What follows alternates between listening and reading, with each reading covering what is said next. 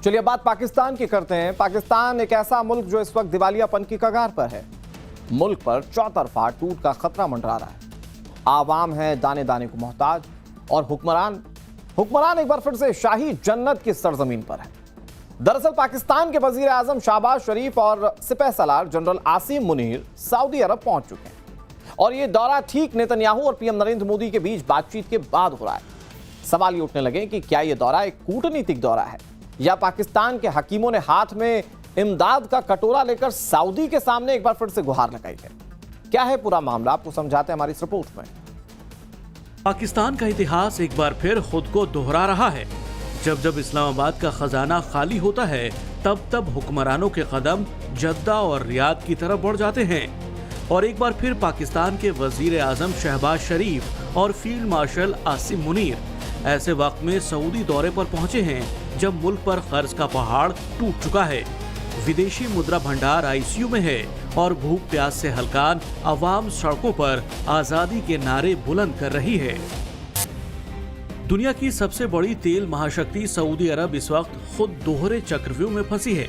एक तरफ हॉर्मूज की खाड़ी में तनाव की तलवार लटकी है तो दूसरी तरफ लाल सागर से गुजरने वाले तेल के जहाजों पर मंडराता खतरा, जिससे सऊदी की अर्थव्यवस्था की रीढ़ यानी उसका तेल अब समंदर के रास्ते आगे बढ़ने से कतरा रहा है। सुरक्षा का ऐसा संकट सऊदी में दशकों में नहीं दिखा और इन सब के बीच अब खाड़ी देशों में गिरने वाली मिसाइलों का मुंह भी सऊदी की तरफ मुड़ चुका है।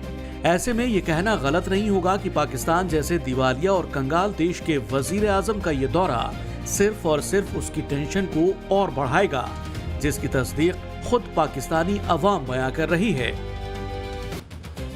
पाकिस्तान के टेलीविजन स्टूडियोज में इस वक्त दावों की बाढ़ आई हुई है।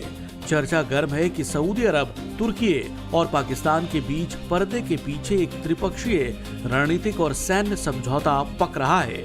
तुर्की का आक्रामक रुख, सऊदी का पैसा और पाकिस्तान की सो कॉल्ड परमाणु ताकत, इन तीनों को मिलाकर एक फ्रंट बनाने की बात कही जा रही है। एक्सपर्ट्स का मानना है कि गाजा और लेबनान के हालातों के बाद ये तीन देश अपनी सुरक्षा और क्षेत्रीय दबदबे के लिए एक मंच पर आ रहे हैं।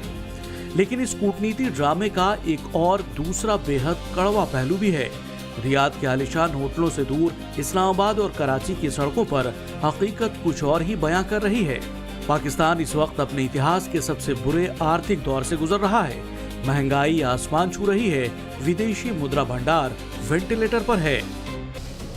दावा है कि शहबाज और मुनीर के इस दौरे से मुल्क में अरबों डॉलर का निवेश आएगा।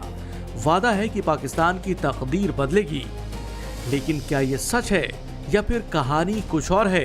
पाकिस्तानी अवाम सोशल मीडिया से लेकर सड़कों तक एक ही बात कह रहे हैं कि ये दौरा डिप्लोमेसी नहीं, सिर्फ चापलूसी है।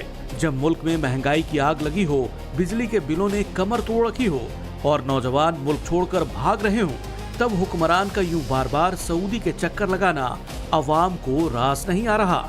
लोग कह रहे हैं कि जब तक अपने पैरों पर खड़े होने की नीयत नहीं होगी तब तक सऊदी की खैरात भी मुल्क को दिवालिया होने से नहीं बचा सकती। सऊदी अरब के रियाद में जैसे ही पाकिस्तानी हुक्मरानों के पैर पड़े, पाकिस्तान की सोशल मीडिया आर्मी एक्टिव हो गई। अवाम का एक बड़ा धड़ा इसे ऐतिहासिक मैसेज बता रहा है। कहा जा रहा है कि पाकिस्तान सऊदी अरब की संप्रभुता के लिए ढाल बनकर खड़ा है। लेकिन जैसे ही ये बात पब्लिक हुई, पूरी दुनिया ने ठहाके लगाने शुरू कर दिए।